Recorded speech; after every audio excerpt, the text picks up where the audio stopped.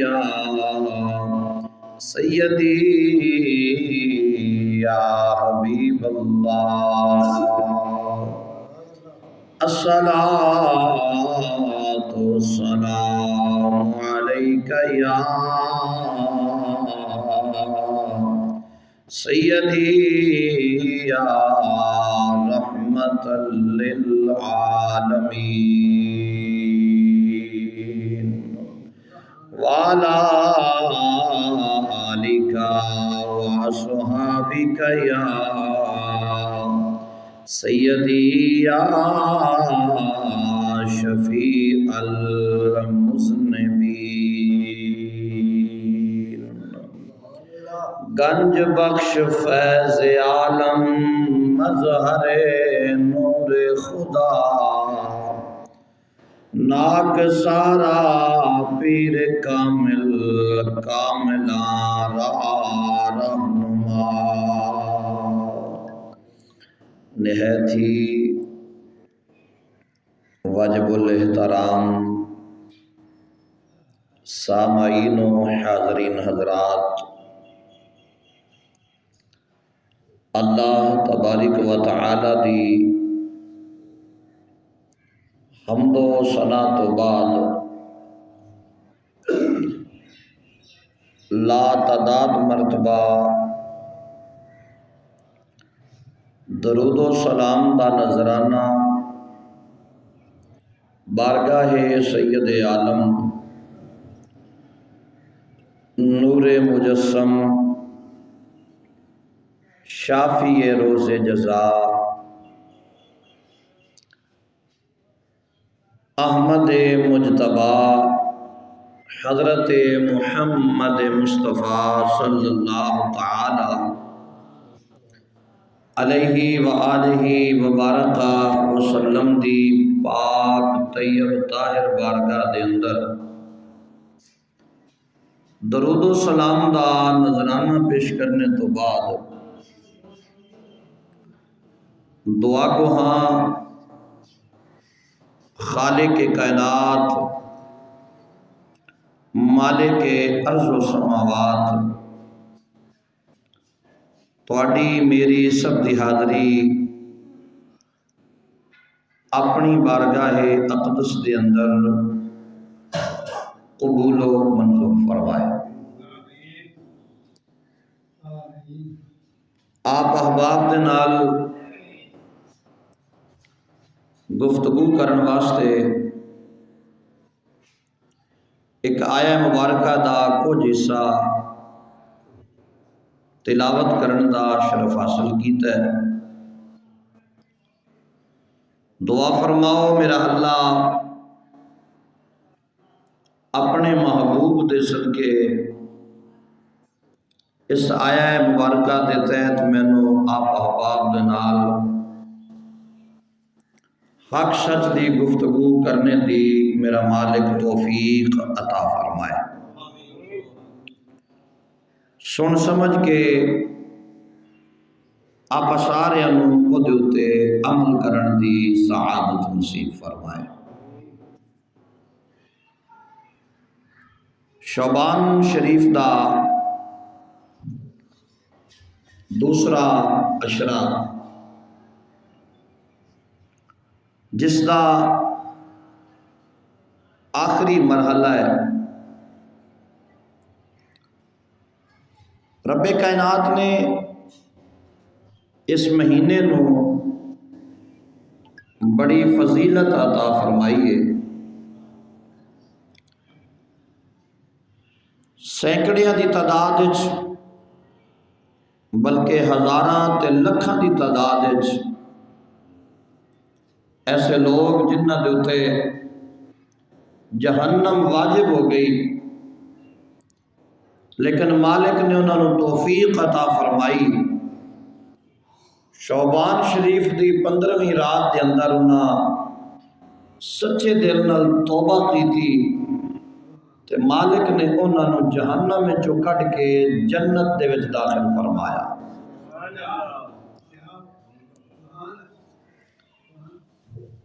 دعا فرماؤ اللہ کریم اپنے پیارے محبوب دے صدقے آپ سارے دا شمار بھی انہاں لوگاں دے وچ فرمائے جنہاں دے اتے مالک جنت نو واجب کر چھڑیا ہے۔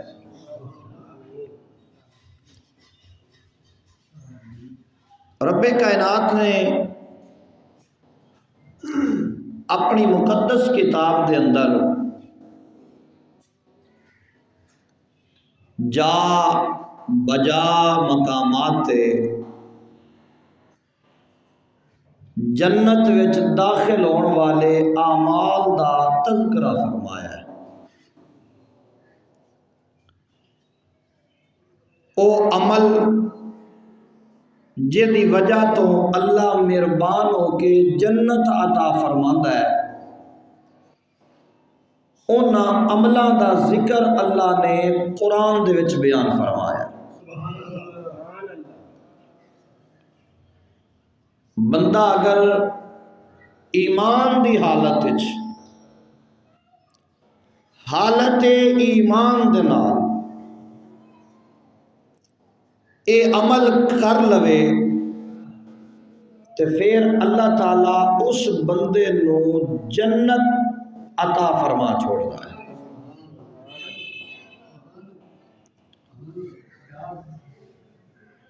سوال یہ ہے کہ وہ عمل کون سے ہیں جن کی وجہ سے اللہ تعالیٰ مہربان ہو کر اپنے بندے کو جنت میں اعلیٰ درجہ عطا فرماتا ہے۔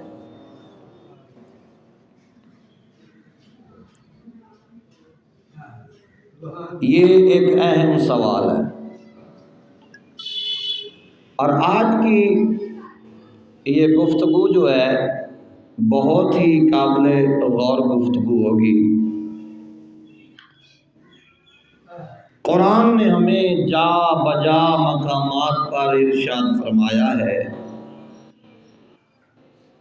صاحب ایمان بندہ جنت میں داخل ہوگا، نیک اعمال، اچھا کردار، سیرت مصطفیٰ کو اپنانا اور صورت مصطفیٰ کا عاشق ہو جانا۔ یہ جملہ بولنے والا تھا، یہ جملہ خاموش رہنے والا نہیں ہے۔ یہ جملہ تو وہ جملہ ہے کہ جس نے صورت محمدی کو دیکھا ہے پھر وہ مارے کھا کھا کر ذکر مدینے والے مصطفیٰ کا ہی کر رہا ہے۔ میں یہ جملہ دوبارہ رپیٹ کرنا چاہتا ہوں اس لیے کہ اس جملے پہ مجھے خود مزہ آیا ہے۔ صاحب ایمان بندہ جس نے حضور پر ایمان رکھا، خدا کو خدا مانا، وحدہ لا شریک مانا، اس کی عبادت کرتا رہا، سیرت مصطفیٰ کو اپناتا رہا اور صورت محمدی کا عاشق ہو گیا، تو ایسے بندے کے متعلق اللہ کا قرآن کہتا ہے کہ یہ بندہ جنتی ہے جو صورت محمد کا عاشق ہو گیا ہے۔ صورت محمدی کا عاشق ہونا یہ کوئی معمولی بات نہیں ہے، اور ہر کوئی عاشق مصطفیٰ بھی نہیں ہو سکتا۔ عاشق ہونا، لفظ عاشق جو ہے نا، اب تو یہ پانی کی طرح بہہ رہا ہے، لیکن اگر لفظ عاشق کی عین میں ڈوب کر بندہ دیکھے نا تو عاشق بننے کے لیے کبھی علی اصغر کی قربانی دینی پڑتی ہے، کبھی علی اکبر کی قربانی دینی پڑتی ہے، کبھی اون و محمد کی قربانی دینی پڑتی ہے، اور کبھی خود کو نیزے کی نوک پہ چڑھا کر قرآن سنانا پڑتا ہے۔ ہو بندہ عاشق مصطفیٰ، ہو بندہ عاشق مصطفیٰ، 5 وقت دن میں بلاوا آئے بندہ مسجد میں نہ آئے وہ عاشق نہیں ہو سکتا۔ ہو بندہ عاشق مصطفیٰ، وہ فجر کی نماز قضا کر دے، ظہر کی نماز قضا کر دے، عصر کی نماز قضا کر دے، مغرب کی نماز قضا کر دے، عشاء کی نماز قضا کر دے اور کہے میں عاشق مصطفیٰ ہوں، وہ عاشق مصطفیٰ نہیں ہے۔ عاشق مصطفیٰ کون ہوتا ہے؟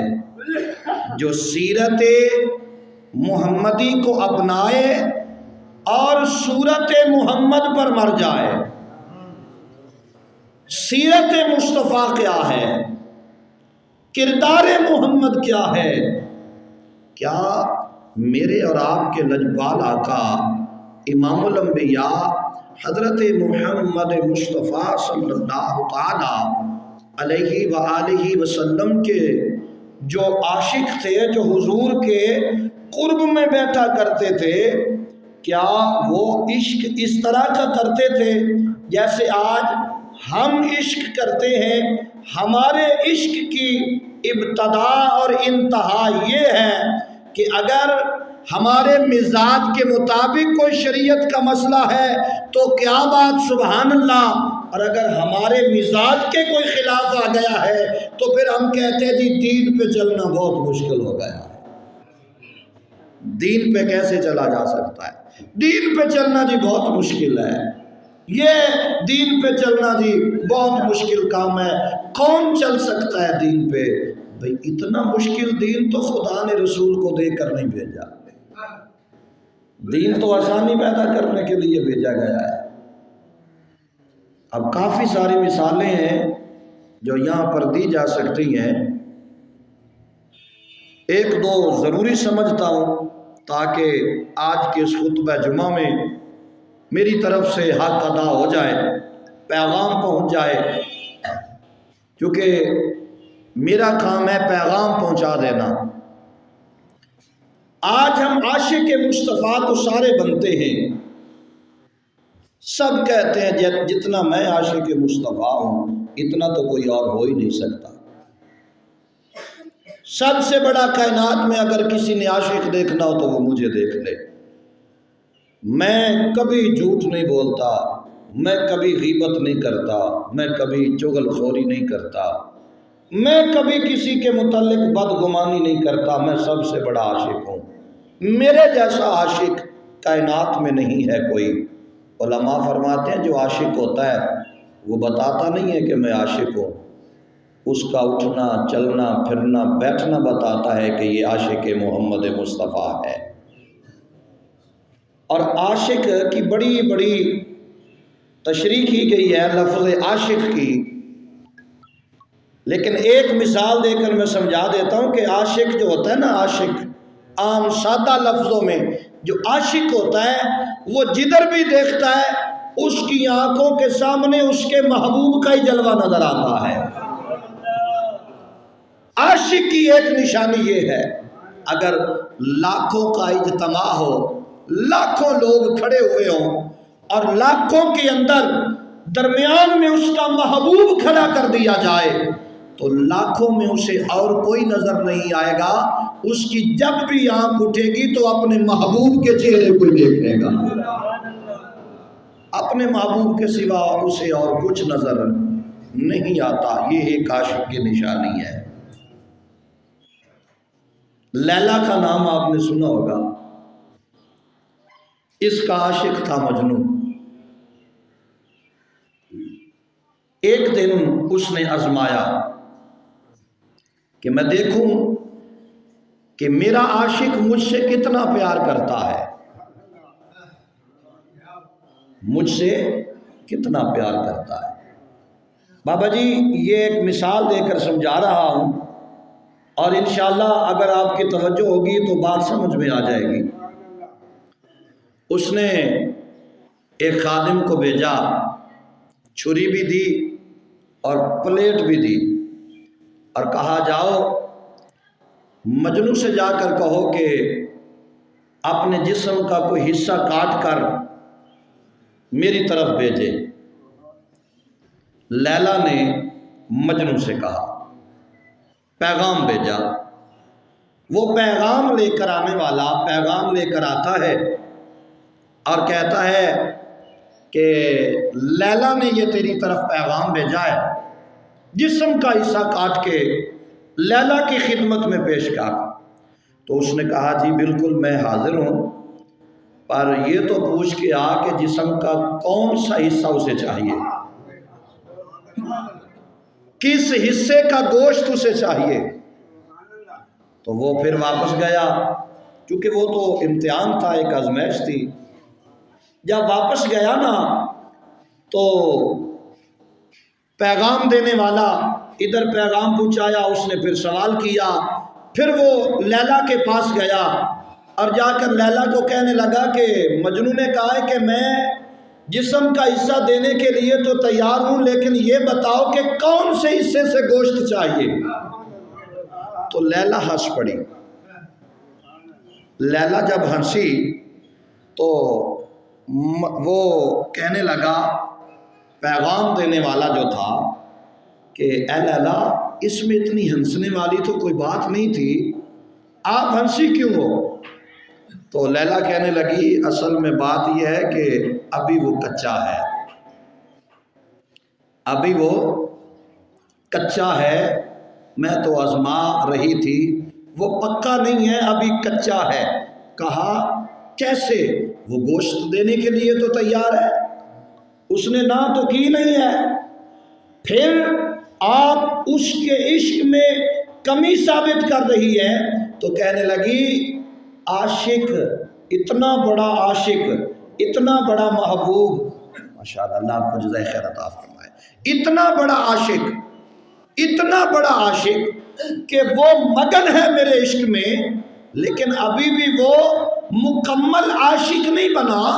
جب عاشق مکمل بن جاتا ہے نا تو اسے اپنی جسم کی پرواہ ہوتی نہیں ہے، ابھی اسے گوشت کے حصے یاد ہیں، اس کا مطلب ابھی وہ عاشق میں پکا نہیں ہوا۔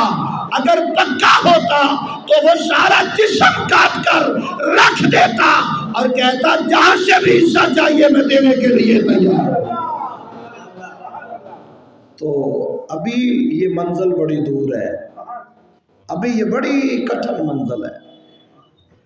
ہم بھی اسی طرح کے کچھ عاشق ہیں کہ اگر ہمارے مزاج کے مطابق کوئی شریعت کا عمل ہو گیا تو کہا جی بسم اللہ، ہم تو شریعت کے پابند ہیں، اگر کوئی ہمارے مزاج کے خلاف آ گیا تو پھر ہم ادھر ادھر کی باتیں، پھر جی دنیا داری بھی رکھنی ہے، کیا کریں جی دنیا داری کے بغیر بھی گزارا نہیں ہوتا۔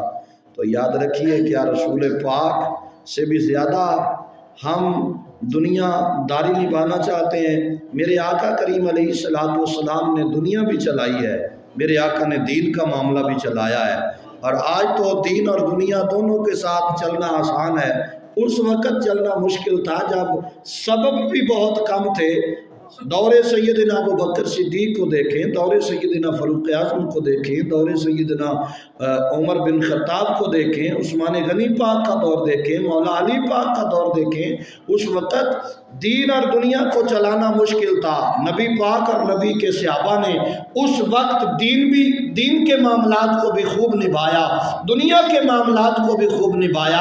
آج ہمارے لیے ضروری ہے کہ ہم نبی کی سیرت کو اپنا لیں، دنیا بھی آسان ہو جائے گی، آخرت بھی آسان ہو جائے گی۔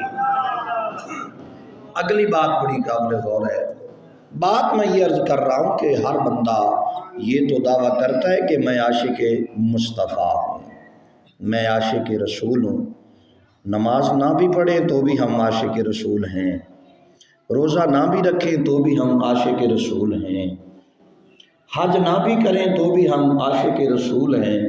لیکن آئیے میں ایک ایسے عاشق کی داستان آپ کو سناتا ہوں جنہوں نے ایسا عشق کیا کہ پھر رب نے انہیں جو درجہ، جو مقام، جو عزت عطا فرمائی وہ پھر بیان کرنے کے احاطے سے بالا تر ہے، لفظوں میں وہ چیز بیان نہیں کی جاتی، ہاں وہ چیز دیکھنے سے اور آنکھوں کے سامنے وہ چیز جلوہ نما ہونے سے تعلق رکھتی ہے۔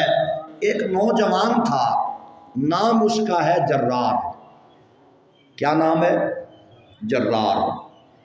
یہ مدینہ شریف میں رہتا تھا اور میرے آقا کا دیوانہ تھا، میرے آقا کا عاشق تھا۔ صبح بھی دیدار مصطفیٰ، شام کو بھی دیدار مصطفیٰ، دوپہر کو بھی دیدار مصطفیٰ، مطلب کہ سارا دن کام بھی چلتا رہتا تھا اور دیدار مصطفیٰ بھی ہوتا رہتا تھا۔ یہ ایک ایسا عاشق تھا جس کی داستان آپ سنیں گے تو آپ کو پتہ چلے گا کہ دنیا زیادہ اہم ہے یا دین اسلام زیادہ اہم ہے۔ اللہ اکبر۔ نبی پاک علیہ الصلوۃ والسلام کا یہ دیوانہ سن بلوغت کو پہنچا تو ماں باپ نے بڑے اہتمام کے ساتھ، لاڈ اور پیار کے ساتھ اس نوجوان کی شادی کی۔ بارات کا دن آ گیا، بارات گئی، شام کو بارات واپس پلٹتی ہے۔ ادھر عشاء کی اذان مسجد نبوی میں حضرت بلال پڑھتے ہیں۔ بہت غور طلب بات ہے۔ جناب حضرت بلال پاک نماز عشاء کے لیے اذان پڑھتے ہیں۔ نوجوان اپنے گھر میں بیٹھا ہے،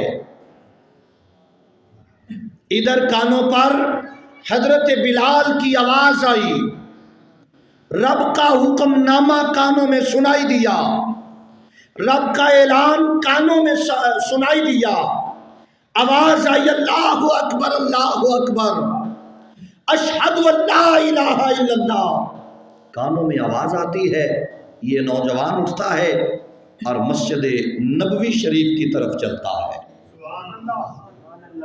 یہ نوجوان مسجد نبوی شریف کی طرف چلتا ہے، مسجد میں پہنچتا ہے، نماز کا جماعت کا وقت ہوتا ہے، رسول پاک امامت کے لیے تشریف لاتے ہیں۔ نبی پاک کے حجرے کا دروازہ کھلتا ہے،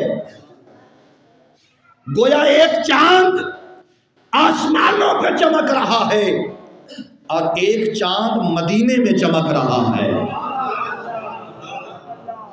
میرے آقا تشریف لاتے ہیں مصلی امامت پر، میرے آقا جلوہ افروز ہوتے ہیں اور میرے آقا عشاء کی جماعت کرواتے ہیں۔ ادھر جماعت ہوئی، نماز مکمل ہو گئی۔ ایک صحابی اٹھا، اس نے حضور کی بارگاہ میں بسم اللہ سوال کیا۔ آج کیفیت بہت پرکیف ہے، ذرا منظر دیکھنا، میری طرف دیکھیے گا، وہ منظر دکھانا چاہتا ہوں۔ میرے آقا مصلی امامت پر بیٹھے ہیں اور سامنے میرے آقا کے کل صحابہ کا جمع غفیر ہے، اور بالکل میرے آقا کے سامنے وہ نوجوان بیٹھا ہے جس کی ابھی ابھی شادی ہوئی ہے اور یہ رات اس کے لیے بڑی اہم اور خاص رات ہے۔ سامنے وہ بیٹھا ہے، حضور سے سوال کیے جا رہے ہیں، حضور ان کے سوالوں کے جواب دے رہے ہیں، لیکن حضور اپنی نگاہوں کو، اپنے ان آنکھوں کو اس نوجوان کے چہرے سے پیچھے نہیں ہٹا رہے۔ سبحان اللہ بنتی تھی یہاں۔ وہ جو دلہا ہے، جو نماز عشاء میرے رسول کے پیچھے ادا کرنے آیا ہے، ادھر صحابہ نے حضور سے دین کے مسائل شروع کیے، کوئی سوال کرتا ہے، کوئی صحابی کسی چیز کا سوال کرتا ہے، میرے آقا جواب سب کو دے رہے ہیں، نگاہ اپنے اس عاشق پہ جمائے ہوئے ہیں۔ نگاہ جمی ہوئی ہے، اور یہ 5 10 15 20 منٹ کی بات نہیں ہے، سوال کرتے رہے، کرتے کرتے کرتے وقت اتنا گزر گیا کہ آدھی رات سے زیادہ وقت گزر چکا، آدھی رات سے زیادہ وقت گزر چکا۔ چہرہ مصطفیٰ عاشق کی طرف ہے، عاشق کی نگاہ مصطفیٰ کی طرف ہے۔ عشاء کی نماز سے لے کر آدھی رات سے زیادہ وقت گزر گیا، عاشق معشوق کو دیکھ رہا ہے، معشوق عاشق کو دیکھ رہا ہے۔ آدھی رات سے زیادہ وقت گزر گیا، ایک لمحے کے لیے بھی دل میں کوئی خیال پیدا نہیں ہوا، چونکہ میں اس کی تشریح پہلے کر چکا ہوں کہ محبوب اور عاشق اور معشوق کون ہوتے ہیں، عاشق کسے کہتے ہیں، تو اسی بات کے لیے میں نے اپنا رخ ادھر کیا تھا کہ عاشق کون ہوتا ہے۔ آدھی رات سے زیادہ وقت گزر گیا، ایک لمحے کے لیے بھی کوئی خیال نہیں گزرا۔ آدھی رات سے زیادہ وقت جب گزرا تو سرکار علیہ السلام نے محفل کو برخاست کیا، حضور نے دعا مانگی، اور نبی پاک علیہ السلام سے مل کر یہ تمام غلام اپنے اپنے گھروں کی طرف لوٹنے لگے۔ اور یہ جو عاشق مصطفیٰ تھا نا، اس کا گھر مدینہ شریف سے باہر تھا، یعنی اتنا باہر تھا کہ سارے مدینے سے اسے گزر کر مسجد نبوی میں آنا پڑتا تھا، آخر میں اس کا گھر تھا۔ جاتے ہوئے بھی اسے کچھ وقت لگ گیا، کچھ ٹائم لگ گیا۔ جب یہ اپنے گھر میں پہنچتا ہے تو بیوی اس کے انتظار میں تھی، بیٹھی ہوئی تھی، چونکہ وہ نیک سیرت بھی تھی، نیک صورت بھی تھی، اور یہ وہ خاتون تھی جسے محمد عربی کا دیدار بھی ہوا تھا۔ اب یہ نوجوان اپنے گھر میں پہنچتا ہے، اپنی بیوی کے پاس پہنچتا ہے۔ جب یہ اپنی بیوی کے پاس پہنچا تو ابھی اپنے کمرے میں داخل ہوا ہے، بیوی کے پاس جا کے بیٹھا ہے، ابھی بیوی کا چہرہ نہیں دیکھا، ابھی اس نے اپنی بیوی کے چہرے سے نقاب نہیں ہٹایا کہ مدینہ شریف کے بازاروں میں ایک آواز آنے لگی۔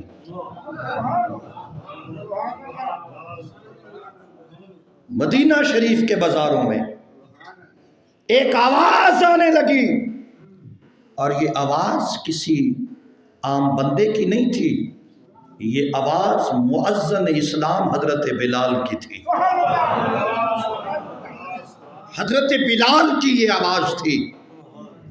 آواز آ رہی تھی، حضرات میدان جہاد میں جانے کے لیے تیاری کرو، جہاد کا اعلان ہو گیا ہے۔ اس نوجوان کے کانوں میں یہ آواز آئی، اپنی بیوی کے گھونگھٹ کا کپڑا اس کے ہاتھ میں تھا، ابھی کپڑا چہرے سے ہٹایا نہیں تھا، وہیں پہ چھوڑ دیا، وہیں پہ چھوڑ دیا۔ چارپائی سے اٹھا، دیوار کے ساتھ تلوار لٹک رہی تھی، تلوار کو اٹھایا، جوتا پہنا، اتنی دیر میں بیوی دوڑتی ہے، قدموں میں آ کے بیٹھتی ہے، اے میرے سرتاج، اے میرے سر کے وارث، ابھی جہاد کا اعلان ہوا ہے، ابھی میدان جنگ تو جوبن پر نہیں آیا، آج کی رات آپ میرے پاس گزارے، کل چلے جانا۔ کہا پیچھے ہٹ جا، میں تیرا سرتاج ہوں، اور جو میرا سرتاج ہے مجھے سرتاج نے بلایا ہے، جانے میں کہیں تاخیر نہ ہو جائے۔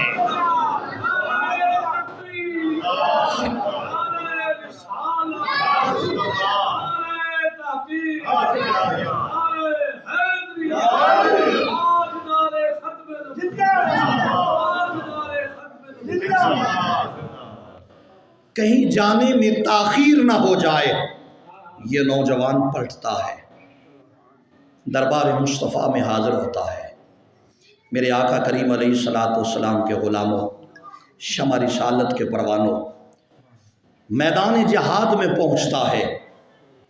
رسول پاک کی نگاہ اب بھی اسی طرح جمی ہوئی ہے جیسے مسجد نبوی میں تھی۔ جو بندہ بول سکتا ہو وہ بولنے ذرا، گنگے بندے دی مجبوری ہے، باقی سارے دوتے ضروری ہے، بلند آواز سے پکاریے سبحان اللہ۔ اب یہ میدان جہاد میں کھڑا ہے، ہاتھ میں تلوار ہے اور دشمن کی آنکھوں میں آنکھیں ڈال کے بات کر رہا ہے، یہ جہاد کر رہا ہے، سر کے بالوں سے لے کر پاؤں کے ناخنوں تک جسم زخموں سے چور ہے، لیکن اس کے عشق میں رائی کے دانے کے برابر بھی کمی نہیں آئی۔ ایک لمحے کے لیے بھی یہ خیال نہیں آیا کہ میں اپنی بیوی کو گھر میں چھوڑ کے آیا ہوں، ابھی تو میں نے اپنی بیوی کا چہرہ بھی نہیں دیکھا، ایک لمحے کے لیے بھی خیال نہ آیا۔ جب بندہ عشق مصطفیٰ میں اتنا مستغرق ہو جائے تو پھر کوئی انعام تو ملتا ہی ہے نا۔ جو سننا چاہتا ہے وہ بولے ذرا سبحان اللہ۔ یہ کوئی قصہ کہانی نہیں سنا رہا، توجہ کیجئے گا، یہ میدان جہاد میں لڑ رہا ہے، فی سبیل اللہ لڑ رہا ہے۔ یہ وہ عاشق ہے جس نے باتوں سے نہیں کہا کہ میں عاشق ہوں، عمل سے بتایا ہے عاشق مصطفیٰ اس طرح کے ہوتے ہیں، عمل کر کے بتایا عاشق مصطفیٰ اس طرح کے ہوتے ہیں۔ اب کیا ہوا؟ یہ بات بڑی قابل غور ہے۔ یہ سر کے بالوں سے لے کر پاؤں کے ناخنوں تک زخموں سے چور ہے، اور ایک نیزہ چھاتی میں آ کر لگا جس کی وجہ سے یہ زمین پر گر پڑا۔ صحابہ آئے، آ کر اٹھایا، نیزے کو نکالا تو نوجوان تھا، جوانی میں کوئی کمی نہیں آئی، بھلے خون جتنا بھی نکل گیا ہو عاشق مصطفیٰ پھر لڑکھڑا جائے، یہ نہیں ہو سکتا۔ ہو عاشق مصطفیٰ پھر لڑکھڑا جائے، یہ نہیں ہو سکتا۔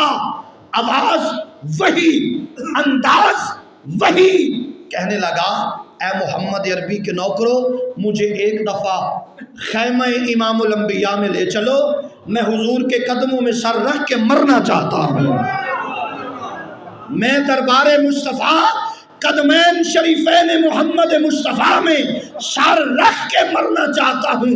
ادھر صحابہ نے اٹھا کر چلنے لگے، ادھر خیمہ امام الانبیاء سے آواز آئی اے صحابہ اسے میرے پاس نہ لے کے آنا۔ جو بندہ بول سکتا ہو بھئی، جو بندہ بول سکتا ہو، جس کے جسم میں خون ہو اور خون حرکت کر رہا ہو، وہ بولے ذرا سبحان اللہ۔ امام الانبیاء نے فرمایا اسے میرے پاس نہ لانا، صحابہ نے وہیں پہ روک دیا، اور دربار مصطفیٰ محمد مصطفیٰ امام الانبیاء نے فرمایا ارے جو اپنے عشق میں اپنی سہاگ رات کو بھی قربان کر دے وہ محمد کے پاس نہیں آتے، محمد ان کے پاس آیا کرتا ہے، محمد ان کے پاس آیا کرتا ہے، حضور ان کے پاس آیا کرتے ہیں۔ پھر میرے آقا تشریف لائے، پھر آمنہ کا لال تشریف لایا، ادھر حضور تشریف لائے، ادھر قدموں پر اپنا سر رکھا اور کہا آقا گواہ رہنا، میں نے اپنی جوانی آپ کے عشق میں قربان کر دی ہے۔ پھر میرے آقا علیہ الصلوۃ والسلام کے غلاموں، اگلی کیفیت سننا، زندگی میں کسی نے یہ جملہ نہیں سنا ہوگا جو جملہ میں اب کہنے لگا ہوں۔ صحابہ اکرام نے دو منظر دیکھے رخ مصطفیٰ پر، صحابہ نے دو منظر دیکھے رخ محمد مصطفیٰ پر۔ کیا رخ تھا، کیا انداز تھا، کیا کیفیت تھی؟ ہونٹ نبی کے مسکرا رہے تھے، آنکھوں سے آنسو کی لڑیاں تھیں۔ یہ منظر، یہ کیفیت رسول پاک کے مقدس چہرے کی ہے، مقدس چہرے کی ہے۔ لب مسکرا رہے ہیں، مسکراہٹ نظر آ رہی ہے، اور آنکھوں سے آنسوؤں کی لڑیاں ہیں۔ صحابہ اکرام عرض کرتے ہیں یا سیدی یا رسول اللہ، آج تک ہم نے یہ منظر نہیں دیکھا کہ لب مسکرا رہے ہوں، آنکھوں سے آنسو چل رہے ہوں۔ آقا ان کی وجہ کیا ہے؟ ان کا سبب کیا ہے؟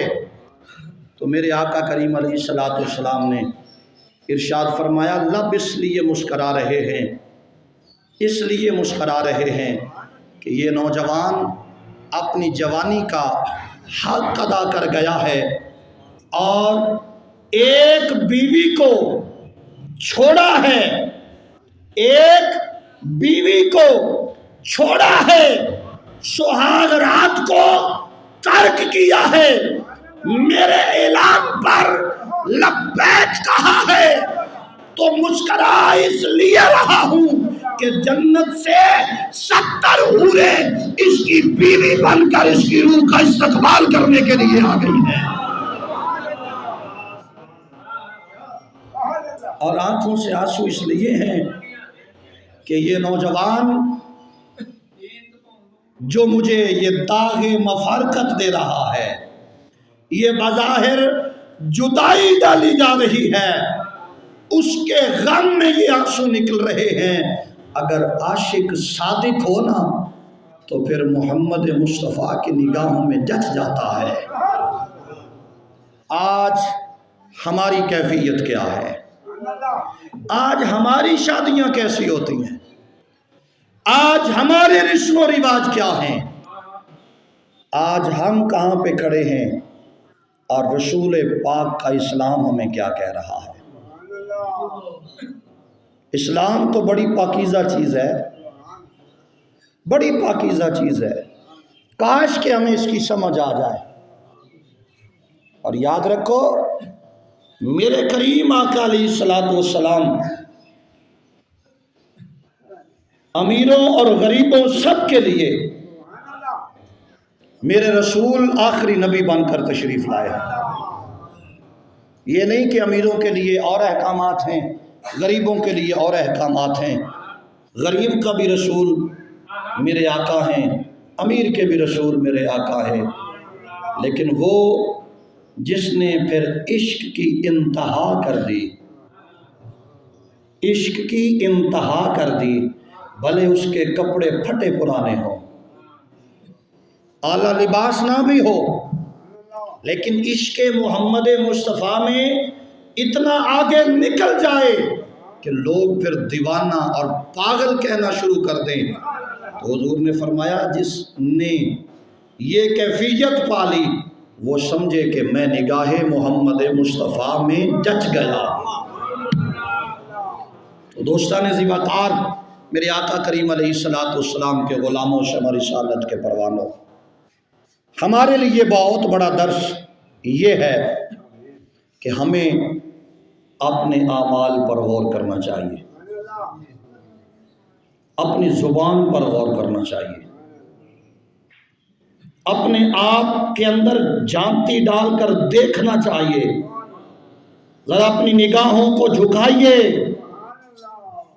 اور پوچھئے، یہ جو اندر مفتی بیٹھا ہے اس سے پوچھئے کہ 50 سال 60 سال 70 سال کہاں گزارے ہیں۔ ہم بڑی بڑی چیزوں کو اکٹھا کر لیتے ہیں، بڑی بڑی چیزوں کو ہم نے اکٹھا کیا ہے، بڑے بڑے کاروبار کو اکٹھا کیا جا رہا ہے، بڑے بڑے کٹھن مرحلے سے بندہ گزر جاتا ہے۔ یہ دل ہے، یہ زبان ہے، تو ایک گٹھ دا فاصلہ ہے۔ میں کچھ کہنا چاہتا ہوں، یہ دل، یہ زبان، فاصلہ کتنا ہے؟ ایک گٹھ دا فاصلہ ہے۔ کیا دل اور زبان یہ سارے کو قابو نہیں ہوتی. بہت غور طلب بات ہے. آج ہم نماز پڑھ رہے ہیں، زبان سے ہم نماز پڑھ رہے ہیں، دل ہمارا کہیں اور ہے. زبان سے ہم کہہ رہے ہیں ربی اجعلنی مقیم الصلاۃ ومن ذریتی ربنا وتقبل دعا، تے دل ساڈا کدی اور دے. ہم کھڑے تو مسجد میں ہیں، 6 فٹ دے جسم دی رب نو لوڑ نہیں. جے اگر تیرا دل ہی اتنے نہیں تو پھر تیرا آنا آیا نہ آیا پھر ایک برابر ہے. جب رب کی بارگاہ میں کھڑا ہونا ہے تو پھر اس انداز میں کھڑا ہونا ہے کہ جو زبان پر ہو وہی دل میں ہو، اور جو دل میں ہو وہی زبان پر ہو. جو زبان پر ہو وہ دل میں ہو، جو دل میں ہو وہی زبان پر ہو. جب کوئی بندہ اس کیفیت میں اپنے رب کے روبرو کھڑا ہوتا ہے تو پھر رب اس بندے کے سامنے بے حجاب ہو کر آتا ہے اور فرماتا ہے مانگ بندے، کیا مانگنا چاہتا ہے، تیرا رب دینے کے لیے تجھے تیار ہو چکا ہے. لیکن آج ہماری جو کیفیت ہے یہ ہم بخوبی جانتے ہیں. تو دوستان ذی وقار، آئیے میں دعوت فکر دینا چاہتا ہوں. کیا یہ زبان اور دل اکٹھے نہیں ہو سکتے؟ کیا یہ اتنا مشکل کام ہے؟ کیا ہم ان کو اکٹھا نہیں کر سکتے؟ حلال و حرام کو تو ہم اکٹھا کر لیتے ہیں، کیا زبان اور دل کو اکٹھا نہیں کر سکتے؟ جن باتوں کو ہمیں اکٹھا کرنا چاہیے تھا، جن چیزوں کو اکٹھا کرنا چاہیے تھا، انہیں ہم اکٹھا کرنے کی کبھی کوشش نہیں کرتے. مجھے ایمان کے ساتھ بتائیے، جب ہم نماز پڑھتے ہیں تو کتنے بندے ہیں اس محفل اور اس جمعہ کے اجتماع میں جن کا دل اور زبان دونوں کی ایک آواز ہو؟ کوئی کہیں پہ ہوگا، کوئی کہیں پہ ہوگا. میں اپنی بات کر لیتا ہوں، آپ ہو سکتا ہے ناراض نہ ہو جائیں. مثال دے کے بات ہی سمجھانی ہے، سمجھانا مقصود ہے. بھئی میں کھڑا تو مسجد میں ہوں، امامت کروا رہا ہوں، مصلی پہ کھڑا ہوں، پڑھا میں نماز رہا ہوں، دل میرا لاہور کی سیر کر رہا ہو. دل میں ہو جناب میں نے وہ پروگرام پہ بھی پہنچنا ہے، وہ کام بھی کرنا ہے، یہ بھی کرنا ہے، وہ بھی کرنا ہے. پڑھا میں نماز رہا ہوں، پھر میں ربی اجعلنی جتنی بار مرضی پڑھتا پھروں، پھر وہ دعا کیسے قبول ہوگی جب میرا دل تو یہاں تھا ہی نہیں. اس لیے آئیے دعوت فکر دے رہا ہوں، شاید کہ اتر جائے کسی کے دل میں میری بات. اگر اس محفل میں، اس مجلس میں سے کسی ایک بندے کے دل پر یہ بات اثر کر گئی تو میرا خیال ہے، یہ میری اپنی ذاتی رائے ہے کہ میری بخشش کا ذریعہ بھی بن جائے گا، آپ کی بخشش کا ذریعہ بھی بن جائے گا. بھئی جب رب کی بارگاہ میں کھڑا ہونا ہے تو دل باہر نہ ہو، زبان بھی قابو میں ہو، دل بھی قابو میں ہو. دل سے بھی کہہ رہا ہو ربی اجعلنی، زبان سے بھی کہہ رہا ہو ربی اجعلنی. ادھر دعا مکمل نہیں ہوگی کہ ماں کو بھی بخش دیا جائے گا، باپ کو بھی بخش دیا جائے گا. آج ہماری جو دعائیں قبول نہیں ہوتی، ان قبول نہ ہونے میں ایک وجہ یہ بھی ہے. غالباً 2-4 دن پہلے صبح کے درس قرآن میں بھی یہ بات گزری تھی کہ دعائیں ہماری کیوں قبول نہیں ہوتی. اس کی وجہ بیان کی گئی تھی کہ جب تم دعا مانگتے ہو تو تمہاری زبان تو دعا مانگ رہی ہوتی ہے، لیکن تمہارا دل کہیں اور سیر کرنے گیا ہوتا ہے، وہ کہیں اور گھوم رہا ہوتا ہے.